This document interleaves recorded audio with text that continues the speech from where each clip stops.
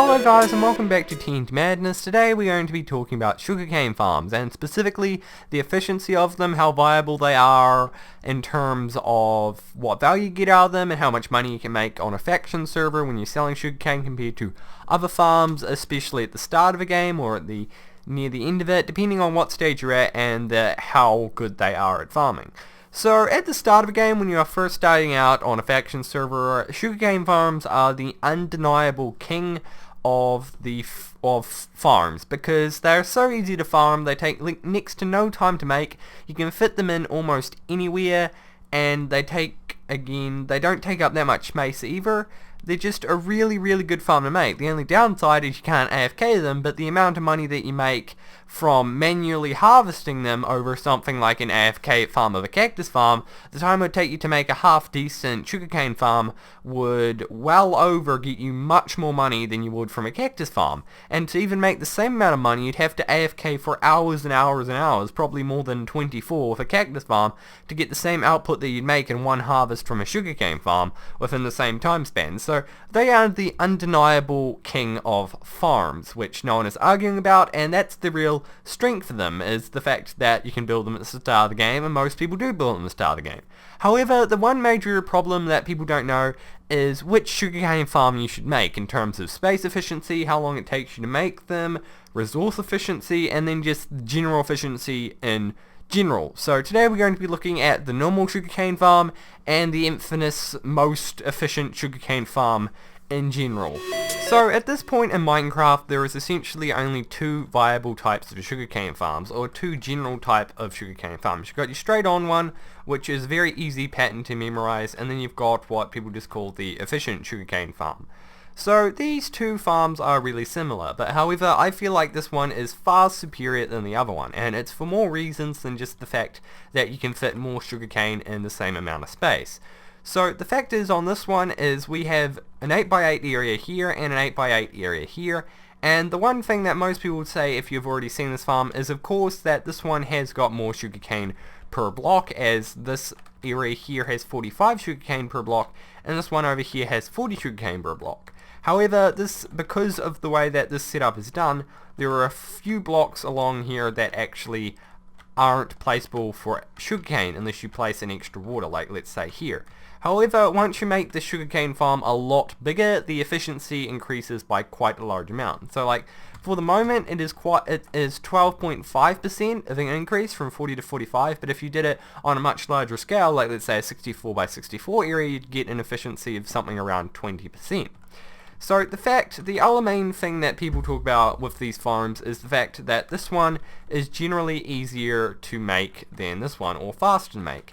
And however, that is sort of a myth in itself, because I feel like once you learn how to make this one, because it's actually a very simple design, once you actually learn how to make it, which I will be going over, I feel like that this one can actually take less time, or around the same amount of time than it does to create this one. So I feel like that is not an issue, and after you've actually learned the pattern to do this, that it shouldn't be an issue at all. So the main reason why people don't really build sugarcane farms that are like this one instead of this, is because they can't remember how to build this. And I'll be going over shortly how to actually build this one anyway. But the thing is, if you are building any sort of sugarcane farm, then you are most likely going to be building it on quite a large scale, or something that's bigger than 8x8 blocks. Like this is a 64x64 area, which is a bit insane, and you probably won't even be doing it to half that size unless you're in a really big faction. But the fact still remains, on this one you get 3,216 blocks on just this first layer, compared to this first one, which is only 2,688, and because of this, in the same amount of space and the same amount of time that it would take to build it, you are getting a huge 20% increase in efficiency. And on this sort of scale, that is a big deal. And the fact that you can vertically stack them both sides, both times in the same way, it just makes it more viable to actually have this. The only reason I would see that you'd build this over this when you are making some sort of vertical farm is the fact it's easier to harvest, because you can just run through here straight like this, While like this one, whenever you try and go straight, you'll be going through some water, and even if you try going diagonally, which will be the way you're building it, you're still going to be hitting water all the time. However, what you could do is you could just add a collection system at the bottom, and then just keep going along one by one like you'd normally do. However, or if you don't want to do that, you could just place water blocks and have a sign so that the water doesn't actually seep through.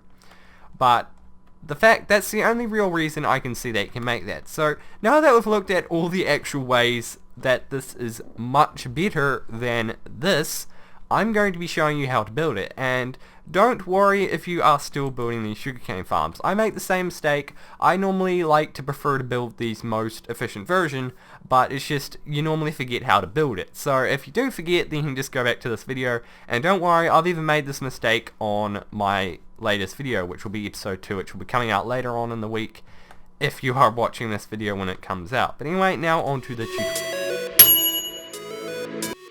So the easiest way I like to remember this is based on a chess move from the knight. So if no one's ever played chess, it essentially means that the knight moves up 1 block and then along 2.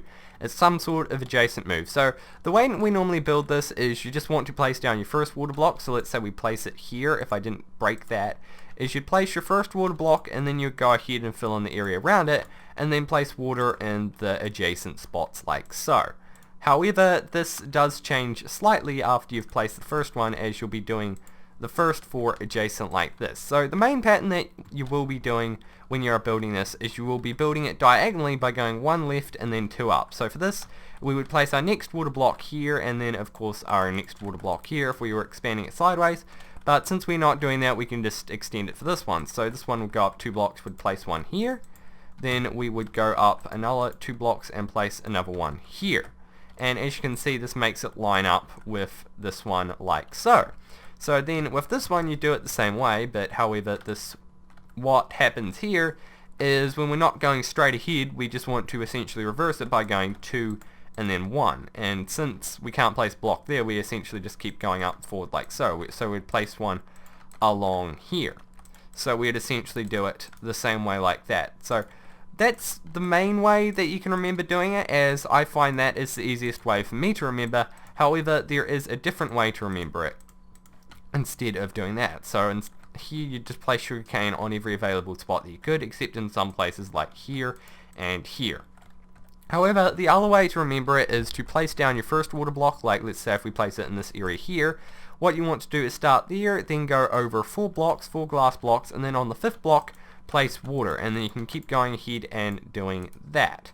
And then what you want to do next is, of course, you're going to have to remember the adjacent move, so you're going to have to place the next one up here. So then we're going to do the same thing, place 4 blocks and then 5 along like so, and then we can just keep doing this, and then if we want to we can go backwards as well.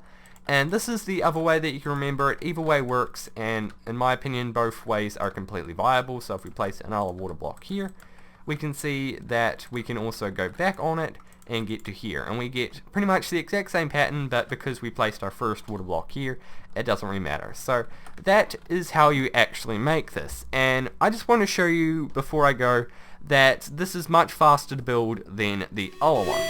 So what I'm going to show now briefly, based on no scientific evidence at all, but just my experience, that you can build the same thing in round about the exact same time.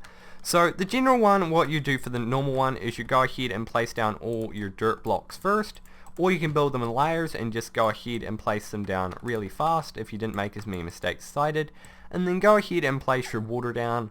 It's really fast and really simple, and generally you would use, it takes slightly longer as you'd have your water, but on this one it is nearly as fast, because if we go ahead and place down our water, what I like to do is I like to do this in little boxes. So I'd start with the back box, then I'd work on here, and then go ahead and work up from there, because I know the basic design for this, and then going from there you can go ahead and start building upwards as well. So as you can see, I'm building it at a slightly slower rate, but nothing that is really going to affect your overall growth or your overall things.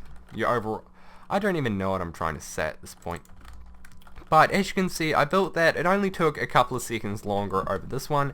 However, you do have to memorize the pattern, and if you do make a mistake, it's not as good, but I do just feel like that the benefits that you do gain over the couple of seconds that it would take you to build it extra is not worth it in comparison to just the absolute gains you get over this actual design. However, I know there are still going to be some people that stick with this design, and if you're only worried about getting something up as fast as possible, and you're not worried about space or efficiency or anything like that, then it's probably fine for you. However, there's one extra thing that I didn't go over, is every time you harvest it, you have to go along like here, and I do realize I'm in creative, so it's going to take slightly longer. But the thing is, you have to go along an extra line. On this, you can essentially just branch up all of them in one go, and then turn around, or just branch in the same direction. So it actually takes less time to harvest all your sugarcane than it normally would, which is just, it's again just one of those things where it's extremely subjective, but I just feel like the gains are just outweigh the odds or the cons. So if you guys have any opinions on this sort of concept, then please tell me in the comments below, as I read all the comments, and I am constantly trying to improve my videos and make them more educational. But anyway, I hope you guys did enjoy this video. I should be doing a wall video next week on Wednesday. But anyway, goodbye from TNT Madness.